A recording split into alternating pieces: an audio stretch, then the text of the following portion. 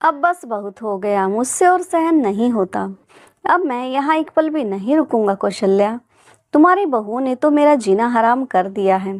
अभी केवल 1 महीना ही तो हुआ है बच्चों के साथ उनके शहर आए हुए, लेकिन इस 1 महीने में ही जी भर गया है मेरा। अरे, गांव में अच्छा भला गुजारा चल रहा था।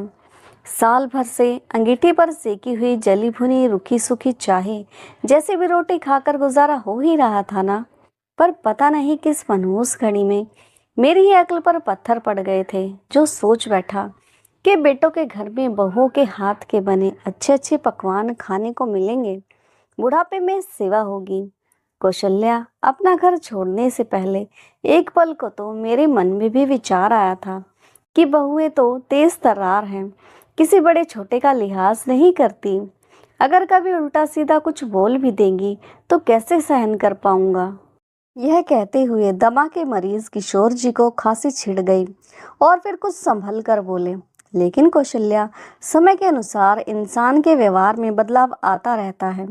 क्या पता बहुओं के व्यवहार में भी परिवर्तन आ गया हो। पिछली आप बीती सभी बातों को पीछे छोड़कर और बेटों के कहने मात्र से ही खुशी खुशी उनके साथ शहर आ गया, यह नर्क से भी बदतर जिंदगी जीने के लिए। पर अब मैंने फैसला ले लिया है कौशल्या। अब मैं किसी की एक नहीं सुनूंगा, और तुम भी मुझे यहाँ रुकने को नहीं कहोगी। 75 वर्षीय किशोर जी अपनी दिव्यांगत पत्नी की तस्वीर को देखते हुए बड़बड़ाए जा रहे थे। भरा पूरा परिवार होते हुए भी उनका अपना कोई नहीं था, इसलिए जब भी मन दुख से भर जाता था, पत्नी की तस्वीर से बात करके अपने दिल का गुब्बार हल्का कर लिया करते थे। उन्हें ऐसा महसूस होता था जैसे वह उनकी बातें सुन रही हैं। दरअसल 1 वर्ष पहले तक किशोर जी अपनी पत्नी कौशल्या के साथ अपने गांव में ही रहा करते थे, और जितना उनसे बन पड़ता था उतनी खेती बाड़ी किया करते थे। उनके 2 बेटे थे, दोनों ही बेटे अपने काम के चलते शहर में रहा करते थे। 1 वर्ष पूर्व ही उनकी पत्नी कौशल्या जी का निधन हो गया था। पत्नी क्या गई, उनकी तो जैसे जिंदगी ही चली गई हो। बेटे बहू औपचारिकता निभाकर कुछ समय बीतने के बाद अपने अपने घर चले गए, और वह गांव में बिल्कुल अकेले रह गए थे। किशोर जी, जिन्होंने एक गिलास पानी भी कभी स्वयं से उठाकर नहीं पिया था, वह मजबूरी के चलते चूल्हे पर रोटियां सेकने लगे थे। अंगीठी के धुएं से अक्सर उन्हें खांसी छिड़ जाती थी। जैसे तैसे कच्ची पक्की रोटियां पकाकर नमक और प्याज के साथ वो निगल लिया करते थे। पर बेस्वाद खाना खाते खाते पत्नी के हाथों के बने खाने को याद करने लगते तो आंखें गीली हो जाती थीं। अकेलेपन इस कदर बढ़ गया था कि वह अपनी मर चुकी पत्नी की तस्वीर हरदम हाथ में लिए रहते थे और उनसे ही बातें करने लगे थे। पिछली बीती यादों को याद करके कभी रोने लगते तो कभी मुस्कुराने लगते। कुछ गांव के लोग उन्हें ऐसे देखकर उनका मजाक बनाते थे, जबकि पड़ोसी उनकी हालत को अच्छे से समझते थे। वे जानते थे कि यह पागलपन नहीं, बल्कि अकेलापन है, जो उन्हें अंदर ही अंदर खाए जा रहा है। किशोर जी की ऐसी हालत देखकर उनके पड़ोसियों ने उनके बड़े बेटे को फोन किया, उनकी मानसिक स्थिति के बारे में सूचना दी और उन्हें अपने साथ रखने को कहा। बूढ़े पिता को अपने पास रखने के लिए दोनों बहुएं हरगिज राजी नहीं थीं, परंतु लोकलाज के डर से उनके दोनों बेटे उन्हें अपने साथ शहर ले आए। किशोर जी भी स्वादिष्ट खाना खाने का अरमान लिए बेटों के साथ खुशी खुशी चल दिए। दोनों बेटों ने अपने पिता को 1-1 महीना अपने पास रखने का तय कर लिया। पहले बड़ा बेटा उन्हें अपने घर ले आया। पोता पोती के साथ हंसते बोलते समय अच्छा गुजर जाएगा, यह सोचकर किशोर जी के दिल में बड़े बेटे के घर जाने की उत्सुकता थी। लेकिन घर पहुंचने के बाद पता चला कि बड़े बेटे और बड़ी बहू ने अपने दोनों बच्चों का दाखिला चंडीगढ़ की एक यूनिवर्सिटी में करवा दिया है। अब वह दोनों वहीं रहकर पढ़ाई करते हैं। यह बात सुनकर किशोर जी आश्चर्यचकित रह गए कि अब जमाना कितना बदल चुका है, लेकिन अभी शायद उन्हें एक सरप्राइज और मिलना बाकी था, और वह यह था कि उनके समनन जी यानी कि बहू की माँ भी उनके बेटे के घर ही रहती थी। अपनी समधन को अपने बेटे के घर में देखकर किशोर जी कुछ असहज महसूस कर रहे थे। खैर, जैसे तैसे मन को समझाते हुए वहां रहने लगे। बेटे के घर रहते हुए 2 वक्त की रोटी तो उन्हें नसीब हो रही थी, लेकिन वह अपनापन जिसके लिए वह तरस रहे थे वह दूर दूर तक नहीं था। बेटा, बहू और बहू की माँ तीनों एक साथ बैठकर तरह तरह के पकवान खाते और किशोर जी को उनके कमरे में ही दाल रोटी पहुंचा दी जाती, क्योंकि बेटे ने उन्हें उनके कमरे से बाहर निकलने को मना किया था। बेटा, बहू और बहू की माँ तीनों की हंसी बोलने की खूब आवाजें आती, परंतु किशोर जी को इन सब से दूर ही रखा जाता था। यह सब देखकर मन ही मन अपनी पत्नी से बात करते हुए बड़बड़ाने लगते। कौशल्या, क्या तुमने कभी उल्टी गंगा बहते हुए देखी है? यहाँ देखो, खुद का बाप तो पल पल अपने पन को और अच्छा खाना खाने को तरस रहा है, और हमारा बेटा अपनी सास को बैठाकर बढ़िया बढ़िया पकवान खिला रहा है, उनके साथ हालचाल बांट रहा है, उनका सुख दुख पूछ रहा है, अपनापन जता रहा है। मैं कुछ मांगता हूँ तो यह लोग कहते हैं कि इस उम्र में परहेज रखना चाहिए। बहू की माँ भी तो बूढ़ी औरत है, तो क्या उसे यह सब खाकर बीमारियां नहीं होंगी? ईश्वर, तेरी लीला अपरंपार है। कुछ दिन बीते तो अपने बेटे से कह दिया कि मेरा यहाँ दिल नहीं लग रहा, छोटे बेटे के घर ही छोड़ दो, कम से कम वहाँ बच्चों के साथ ही दिल तो लग ही जाएगा। पिता के कहने पर बेटे ने उन्हें छोटे बेटे के घर छोड़ दिया, लेकिन छोटी बहू तो 2 कदम और आगे निकली। ससुर जी को अपने घर में देखते ही उसने तुरंत अपनी जेठानी को फोन कर दिया। क्यों भाभी, हमारे बीच तो एक एक महीने का तय हुआ था ना, अभी तो 20 दिन ही बीते हैं।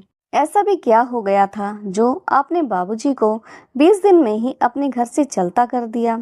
दूसरी ओर से जाने क्या जवाब आया तो छोटी बहू बोल पड़ी, ऐसी बात है तो हम भी उन्हें 20 दिन ही रखेंगे और 21वें दिन आपके घर भेज देंगे।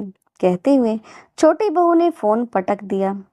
बड़े बेटे बहू के घर में कम से कम एक कमरा तो उन्हें नसीब हो रहा था, जहां बैठकर वह आराम से अपनी फूटी किस्मत पर आंसू बहा रहे थे। लेकिन छोटी बहू के घर पर वह कमरा भी न मिला। एक स्टोर रूम में ही किशोर जी का बिस्तर लगा दिया गया और बच्चों को उनके पास न जाने की हिदायत दे डाली। बच्चों को आते जाते देखने के लिए भी कभी वह आंगन में आकर बैठ जाते, तो कभी उन्हें दूर से ही देखते रहते, परंतु चाहकर भी उनसे बात न कर पाते, उन्हें कहानी न सुना पाते। बच्चे यहाँ वहाँ खेलते रहते, पर मजाल है जो कभी दादाजी से बात भी कर ले। उन्हें मालूम था कि अगर बात करते समय उनकी माँ ने उन्हें देख लिया तो कमरे में ले जाकर उनकी खूब पिटाई होगी कि नानी याद आ जाएगी। एक दिन सुबह उठकर चारपाई पर आकर बैठे तो उन्हें एक आवाज़ सी सुनाई दी। छोटी बहू अपने पति से कह रही थी, सुनो तो, मेरे पास यह 500 का एक फटा पुराना नोट है। दूध वाला और सब्जी वाला कोई भी लेने को तैयार नहीं है, आप ही इसे चला लेना। इसके बदले मुझे एक करारा नोट दे दो। आज मुझे अपनी सहेलियों के साथ पार्टी पर जाना है। किशोर जी भी आदत से मजबूर थे, कुछ गलत होते देखते तो टोक देते थे। बेटे के जाने के बाद उन्होंने बहू को समझाते हुए कह दिया कि बहू, बच्चे बहुत नटखट हो गए हैं, सहेलियों के साथ घूमने फिरने की बजाय थोड़ा उन पर भी ध्यान दिया करो। यह बात तो जैसे ही छोटी बहू को कांटों की तरह चुभ गई और चिल्लाती हुई बोली, आपको क्या लगता है मैं सारा दिन आवारागर्दी करती फिरती हूँ? बाहर न जाऊं तो क्या सारा दिन आपकी खांसी की आवाज़ सुनती रहूं? और वैसे भी मेरे बच्चे बहुत समझदार हैं, आपको उनकी चिंता करने की कोई ज़रूरत नहीं है। छोटी बहू के मुंह से ऐसी बातें सुनते हुए किशोरी जी को लगा जैसे छोटी बहू कोई ज्वालामुखी हो जो उन पर आग उगलते अंगारे बरसा रही हो। उम्र का ही तकाजा है जो अच्छे अच्छों को अपने समक्ष घुटने टेकने पर मजबूर कर देता है। कभी ऐसा समय हुआ करता था जब मेरे सामने आवाज़ उठाने की किसी की हिम्मत नहीं होती थी, और आज यह समय आ गया है कि मेरी बहुएं भी मेरी इज्जत उतार कर अपने पांव तले रौंद देती हैं, और नालायक बेटों को तो अपनी पत्नियों की चाकरी के अलावा और कोई काम है ही नहीं। बूढ़ा पिता तो जैसे उनकी दुनिया में आता ही ना हो। सोचते हुए बूढ़ी आंखों का रो रो कर बुरा हाल हो गया। जिल्लत भरे आंसू पीकर वे अपने बिस्तर पर आकर निढाल से लेट गए। फिर पत्नी की तस्वीर से ही कहने लगे, कौशल्या, मुझे क्यों नहीं ले गई अपने साथ? क्यों मुझे इस उम्र में कष्ट सहन करने के लिए छोड़ दिया? जिन बच्चों को जीते रहो, सदा सुखी रहो जैसे आशीर्वाद देते कभी थकते न थे हम दोनों, आज उन्हीं बच्चों के लिए मन से बद्दुआ निकल रही है। नालायक ना मुराद जैसे शब्द मुंह तक आते आते रह जाते हैं कौशल्या। जिस औलाद को पाला पोसा, समाज में उठना बैठना सिखाया, आज वही औलाद अपने बूढ़े पिता की कदर नहीं जानती। कभी गलती से किसी बात में सलाह दिए भी बैठता हूँ तो कहते हैं, बाबूजी आप तो चुप ही रहिए, आप नहीं समझेंगे। सच कहूँ तो दिल करता है कि खींच के एक तमाचा जड़ दूं, लेकिन चुप रहने में ही भलाई है। यह सोचकर अपने आप को रोक लेता हूँ कौशल्या। अजी, आप अपना दिल छोटा मत कीजिए, बच्चे नादान हैं, लेकिन आप तो समझदारी दिखाइए। ये तो सोचिए कि कम से कम आपको 2 वक्त की रोटी तो खिला रहे हैं ना। आप बेकार की बातें सोच सोच कर परेशान मत होइए। किशोर जी को ऐसा लगा जैसे उनकी पत्नी कौशल्या उन्हें समझा रही है। नहीं कौशल्या, मुझे भी अपने साथ ले चलो। कहते कहते किशोर जी नींद में ही बड़बड़ाने लगे और अचानक उनकी आंख खुल गई। चारों ओर देखा, लेकिन कौशल्या जी कहीं नहीं दिखी। अगले दिन सुबह उठे तो वे फैसला ले चुके थे कि अब अपने घर लौट जाना ही बेहतर होगा। अपने पुराने से बैग में अपने सारे कपड़े रख लिए और तैयार होकर बाहर आ गए। बेटे ने उन्हें हैरानी भरी नज़रों से देखा, लेकिन इससे पहले कि वह कुछ पूछता, किशोर जी बोल उठे, बेटा अब मैं यहाँ रहना नहीं चाहता। बेहतर होगा कि मुझे स्टेशन तक छोड़ दे, आगे मैं खुद ही चला जाऊंगा। ससुर जी की यह बात सुनते ही छोटी बहू के चेहरे पर चमक आ गई और खुशी से बोली, मैं तो पहले ही कह रही थी कि बाबूजी का यहाँ दिल नहीं लगेगा, वह अपने गांव में ही ठीक हैं। आप जल्दी से उन्हें स्टेशन पर छोड़ आइए, फिर आपको ऑफिस भी जाना है, आपको देर हो रही है। ऐसा कहकर छोटी बहू अपने काम में व्यस्त हो गई और पत्नी की आज्ञा का पालन करते हुए जब छोटा बेटा उन्हें स्टेशन तक छोड़ने आया तो अपनी जेब से 500 का नोट निकालते हुए बोला, बाबूजी ये पैसे रख लीजिए, रास्ते में काम आएंगे। किशोर जी ने ध्यान से देखा तो वह वही फटा पुराना नोट था जिसे न तो दूध वाला लेने को तैयार था और न ही सब्जी वाला। कभी किशोर जी अपने बेटे के चेहरे को देखते तो कभी मैले कुचैले और बीच से फटे पुराने नोट को। एक बार तो दिल आया कि उस नोट को वापस बेटे के हाथ में थमा कर बोल दें कि इस नोट को अपने पास ही रखो, मैं तुम्हारी इस मेहरबानी के बिना भी अपने घर वापस जा सकता हूँ। लेकिन इससे पहले कि वह कुछ बोलते उनके बेटे ने कहा, वह क्या है ना बाबूजी, शहर में महंगाई ज़्यादा है और तनख्वाह कम, इसलिए इससे ज़्यादा मैं नहीं दे पाऊंगा। तभी किशोर जी अपने गुस्से की ज्वाला को मन ही मन दबाते हुए बोले, बेटा जब तुम दोनों भाइयों का मैंने अच्छे इंग्लिश मीडियम स्कूल में दाखिला करवाया था तो मैं मुश्किल से 12,000 महीना ही कमा पाता था। 8,000 तो केवल तुम्हारी पढ़ाई पर ही खर्च कर देता था। महंगाई उस समय भी बहुत थी। जब अपने दोस्तों की देखा देखी तुम अच्छे अच्छे कपड़ों और खिलौनों की डिमांड करते थे तो मैं ज़रा भी नहीं सोचता था, लेकिन मैंने तुम्हारी फरमाइश बराबर पूरी की थी। तुम एक चीज़ मंगवाते थे तो मैं 2 ला कर देता था। खैर वक्त वक्त की बात है। किशोर जी बोलते जा रहे थे, लेकिन उनका बेटा ट्रेन से नीचे उतर चुका था और ट्रेन धीमी गति से चलने लगी। गांव में अपने घर पहुंचे तो किशोर जी को कुछ संतुष्टि मिली। फिर उन्होंने अपने साफे से पसीना पोंछा और चारपाई पर पसर गए। आह कितनी शांति है यहाँ। लेकिन फिर से वही अकेलापन और फिर से वही धुआं उगलती अंगीठी। परंतु फिर भी बिना किसी की 2 बातें सुने आराम से रोटी खाएंगे, इस बात का सुकून था उन्हें। कभी मन किया तो रोटी बना लेते, नहीं तो उदास हुए लेटे रहते थे। धीरे धीरे शरीर और अधिक ढलने लगा और तबीयत खराब रहने लगी। कभी कभार पड़ोसी मिलने आ जाते थे तो उन्हें दवाई वगैरह दे जाते थे। दमे की बीमारी के कारण उनकी हालत थोड़ी और बिगड़ी तो कमजोरी के कारण रोटी बनाने से भी लाचार हो गए। वह भूखे ही चारपाई पर पड़े रहते। पड़ोसियों ने बेटों को फोन लगाकर खबर भिजवा दी, लेकिन अपने ही परिवार में मस्त दोनों बेटों को पिता से मिलने आने की कोई जरूरत महसूस नहीं हुई। लगातार बीमार रहने के कारण उनकी हालत दिन ब दिन खराब होती जा रही थी।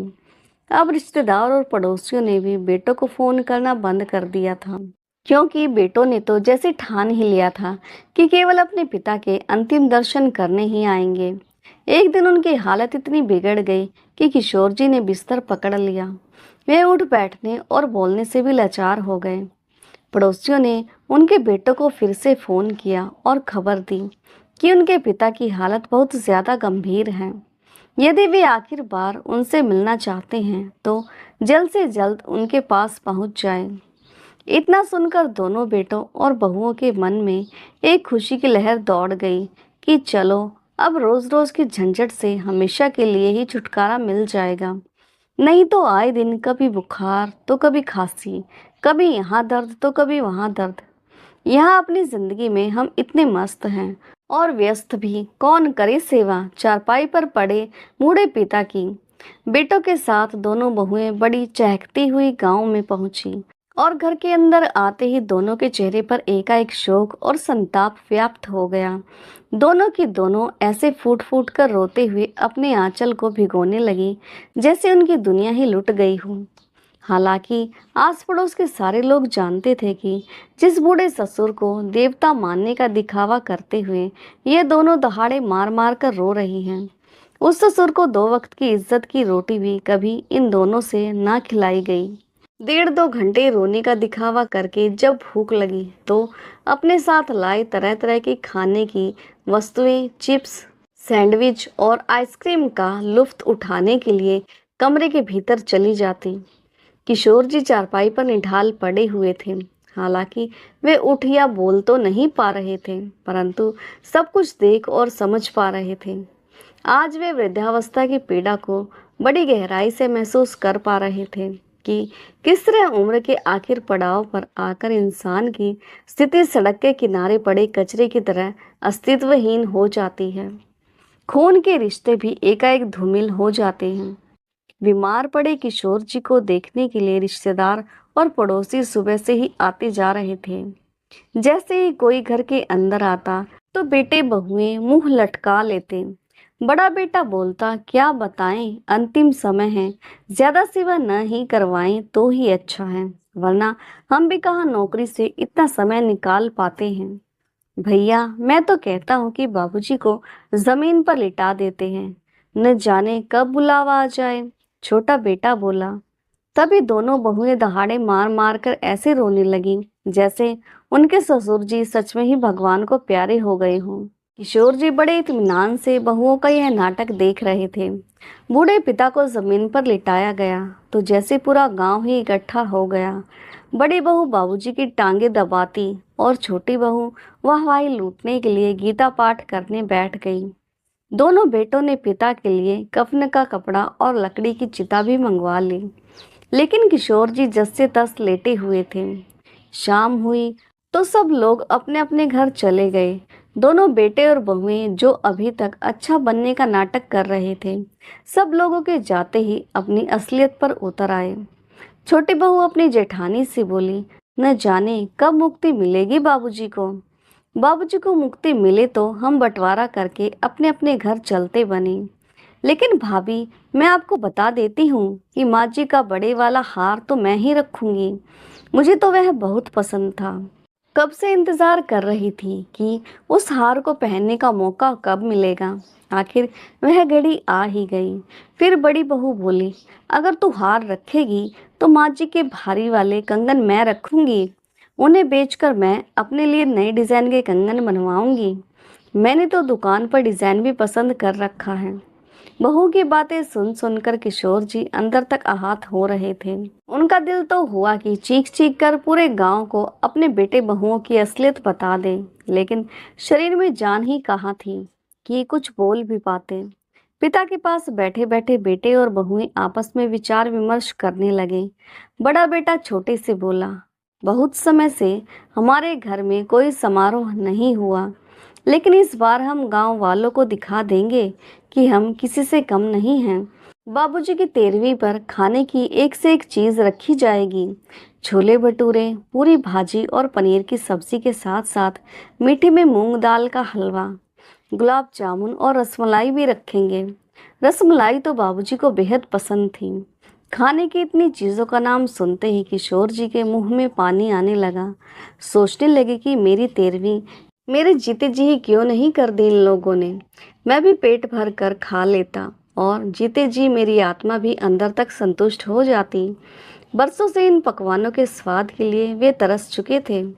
उन स्वाद को याद करते ही उनके मुंह से लार बहने लगी। यह देखकर छोटी बहू बड़ी खुशी से बोली, देखिए तो अब तो बाबूजी के मुंह से लार भी बहने लगी हैं। और बड़े बुजुर्ग कहते हैं जब लार निकले तो समझो अंतिम समय आ चुका है। बड़ी बेसब्री से किशोर जी की मृत्यु का इंतजार किया जाने लगा, लेकिन 3 दिन बीत गए। अब तो बेटे बहू कयास लगाने लगे कि आखिर बाबूजी की आत्मा अधर में क्यों फंसी है। हम सब लोग तो यही हैं, फिर किसे मिलने की इच्छा है बाबूजी को, जो प्राण त्यागने का नाम ही नहीं ले रहे। तभी गांव के एक बड़े बुजुर्ग, जिन्हें पूरा गांव मानता था, किशोर जी का पता करने के लिए उनके घर पर आए। तो बेटे बोले, चाचा जी समझ नहीं आ रहा कि बाबूजी की जान कहाँ अटकी है। फिर वह बुजुर्ग बोले, बेटा कभी कभी कोई ख्वाहिश अधूरी रह जाने से भी जान नहीं निकलती। तुम एक काम क्यों नहीं करते, अपने पिता की पसंद की खाने की चीज़ बनवाओ और उन्हें खिलाओ।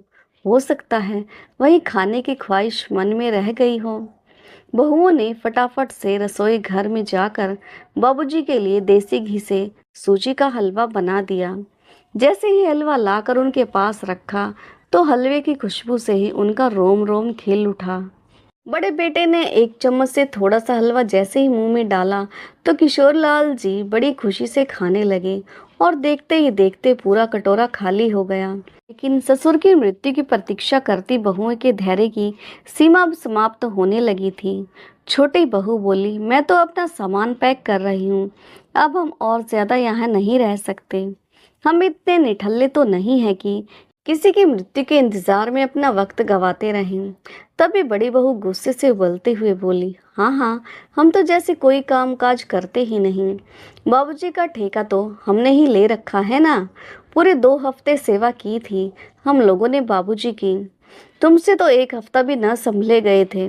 देवरानी जेठानी में जबरदस्त बहस छिड़ गई। बहू के साथ बेटे भी लड़ाई में कूद पड़े। फिर तो ऐसा झगड़ा हुआ कि पूरे गांव ने तमाशा देखा। कुछ लोगों ने आकर समझाया भी कि पिता मृत्यु शैया पर पड़े हैं, तो इस तरह ऐसी बातें करना तुम्हें शोभा नहीं देता। लेकिन उन लोगों को कहाँ परवाह थी। बिना किसी लाज शर्म के उन्होंने झगड़ा जारी रखा।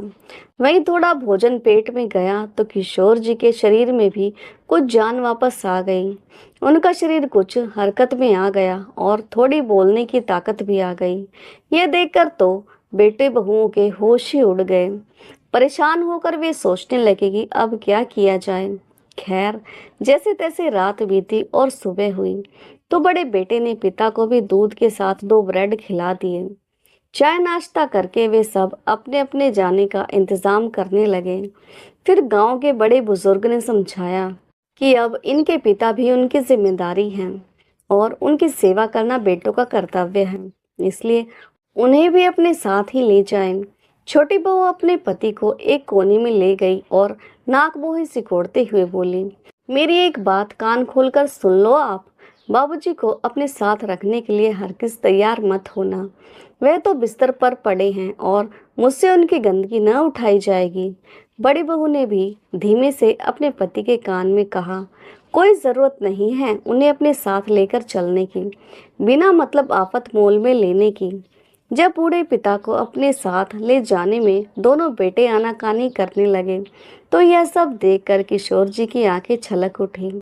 हाथ जोड़कर अपने बेटों और बहुओं से बोले, तुम लोग अपने अपने घर जाओ, मैं यहाँ कैसे रहूँगा यह मैं खुद ही देख लूँगा। पिता के इतना कहने की देर थी कि वे सब तुरंत अपना सामान उठाकर चुपचाप निकलते बने और आखिरकार 2 हफ्तों से चले आ रहे बेटे बहुओं के नाटक का अंत हो गया। एक दो दिन बीते तो किशोर जी की हालत में कुछ और सुधार हुआ, लेकिन अब वे गंभीर सोच विचार में डूबे हुए थे। बार बार अपनी पत्नी कौशल्या की तस्वीर से ही पूछने लगते, यह है हमारी औलाद, लानत है ऐसी संतान पर। यही बेटे थे जिनकी ख्वाहिशें पूरी करने में मैं कभी पीछे नहीं हटा। आखिर बेटों की परवरिश में हमने कभी कोई कमी नहीं छोड़ी थी। बच्चों के लिए वर्षों की तपस्या में खुद को झोंक दिया था, लेकिन अपनी कठिन परिस्थितियों का बच्चों को पल भर भी एहसास नहीं होने दिया था। आज उन्हीं बच्चों को मुझसे छुटकारा पाने की इतनी जल्दी थी कि मेरे जीते जी ही घर पर सफ़ेद कफन और चिता मंगवा कर रख ली थी और मेरे मरने की राह देखने लगे। मुझे अनाथ करके जाने में आज उन्होंने एक पल की भी देरी नहीं की। अपनी संतान ने वृद्धावस्था के हर कदम पर मेरे स्वाभिमान को इतना आहत किया है कि मैं जीते जी स्वयं को मृत्यु महसूस कर रहा हूँ। आत्ममंथन करते करते आज उन्होंने एक निर्णय लिया। उन्होंने गांव के सरपंच को बुलवाया और अपना फैसला बताते हुए उन्हें अपने अगले कदम के बारे में बताया। ऐसा फैसला लेने से पहले एक बार फिर से सोच लो किशोर, सरपंच ने कहा तो किशोर जी बोले, अपनी ही औलाद की अपेक्षा ने मुझे अंदर तक इस कदर तोड़ दिया है कि मेरे पास कोई और रास्ता नहीं बचा। किशोर जी ने अपने 2 दिनों में अपने फैसले को व्यवहारिक रूप दे दिया और उसके बाद भरी आंखें लिए वृद्धाश्रम में रहने चले गए। करीब 6 महीने बीत गए और एक दिन गांव के सरपंच ने दोनों बेटों को फोन किया और बताया कि उनके पिता परलोक सिधार गए हैं। पिता के घर जमीन और जायदाद के बंटवारे में दोनों बेटों के हिस्से में क्या क्या आया है, इस बात का फैसला दोनों ने पहले ही आपस में कर लिया था। बंटवारे की पूरी तैयारी के साथ दोनों बेटे गांव पहुंच गए। आंसू बहाते हुए पिता के शरीर को मुखाग्नि दी और जब घर पहुंचे तो पड़ोसियों और रिश्तेदारों के जाने का इंतजार किए बिना दोनों बेटों और बहुओं ने सबसे नजर चुराकर पिता के कमरे का दरवाजा खोला। उस समय चारों के चेहरे पर एक कुटिल मुस्कुराहट फैली हुई थी। दोनों बेटों को नोटों के बंडल अपने आगे पीछे नाचते दिखाई दे रहे थे और वहीं दोनों बहुओं की आंखें माँ जी के गहनों पर एक नज़र डालने को ही बेताब हो रही थी। पिताजी की अलमारी खोलकर उसमें से वह दोनों संदूक निकाले जिसमें माँ के गहने और घर और खेत के कागजात रखे जाते थे। इतने में दोनों बहुओं ने इधर उधर हर जगह ताका झाकी की तो संदूक की चाबियां भी मिल गई। बड़ी खुशी से बड़ी बहू ने पहला संदूक खोला तो देखते ही सबके चेहरे पर निराशा के भाव आ गए। अरे, इस संदूक में तो माँ के गहने होने चाहिए थे, पर यहाँ तो देखो, इसमें तो आप लोगों के बचपन की तस्वीरें पड़ी हुई हैं। और यह क्या, छोटे बच्चों के खिलौने, यह सब चीजें भी कोई संदूक में रखता है क्या? तभी बड़ा बेटा बोला, हम बचपन में इन्हीं खिलौनों से खेला करते थे। कितनी खट्टी मीठी यादें जुड़ी हुई थी इन खिलौनों के साथ हमारी, इसलिए माँ ने इन्हें सहेज कर रखा हुआ था। दोनों बहुएं एक के बाद एक सामान निकाल कर फेंकती जा रही थी। बहुत सी चीजें निकली, लेकिन जिस चीज को वो ढूंढ रहे थे वह नहीं मिली। फिर बड़ी आस के साथ उन्होंने दूसरे संदूक का ताला खोला। संदूक में सबसे ऊपर एक थैला रखा हुआ था जिसमें कुछ पैसे रखे थे। वे चारों लालची नजरों से उस थैले में देखने लगे। पैसे निकाल कर गिने तो पूरे 2 लाख थे। उसके साथ एक और लिफाफा रखा हुआ था जिसमें एक पत्र था। बड़े बेटे ने वह पत्र पढ़ना शुरू किया। लिखा था, इतनी बेसब्री से क्या चीज़ ढूंढ रही हो बेटा? तुम्हारी माँ के गहने और मेरी संपत्ति।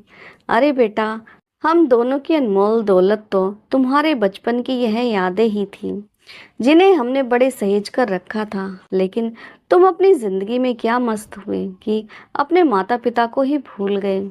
जानते हो, किसी इंसान के लिए दुनिया का सबसे बड़ा दुख क्या होता है?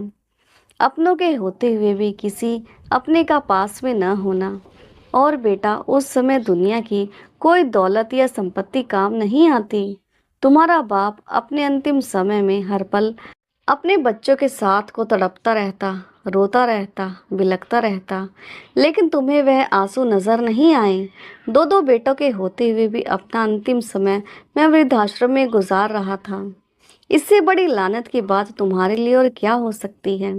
मैंने अपने खेत की जमीन, यह घर और बाकी की संपत्ति उसी वृद्धाश्रम को दान कर दी है जहां अंतिम समय में मुझे शरण मिली है। और हाँ, जो 2 लाख मेरे संदूक में से निकले हैं वह मेरे अंतिम संस्कार का खर्च है, क्योंकि मरने के बाद भी मैं तुम पर बोझ नहीं बनना चाहता हूँ। और इसी के साथ लिफाफे में जो 500 रुपये का नोट रखा है वह मेरे छोटे बेटे के लिए है। बेटा, यह वही नोट है जो ना तो दूध वाला लेने को तैयार था और ना ही सब्जी वाला। और मेरे गांव आने से पहले तुमने यह फटा पुराना नोट मेरे हाथ में थमाकर अपने कर्तव्य की पूर्ति कर ली थी। भगवान से दुआ करता हूँ कि जैसा मेरे साथ हुआ वैसे दिन तुम लोगों को कभी ना देखने पड़े। लेकिन कुदरत का असूल है, जो हम किसी को देते हैं वह हमारे पास लौटकर वापस ज़रूर आता है। पत्र पढ़ते पढ़ते बड़े बेटे की आवाज़ कांपने लगी और छोटा बेटा फूट फूट कर रोने लगा। दोनों बहुएं अपना अपना सर पटक कर जमीन पर धम से बैठ गई। तो दोस्तों, आपको ये भावुक और प्रेरणादायक कहानी कैसी लगी? कहानी का कौन सा हिस्सा आपके दिल को छू गया? कमेंट करके ज़रूर बताएं। और हाँ, यदि चैनल पर नए हो तो चैनल को लाइक, सब्सक्राइब और शेयर करना ना भूलें। तो फिर मिलते हैं एक नई कहानी के साथ। तब तक के लिए धन्यवाद।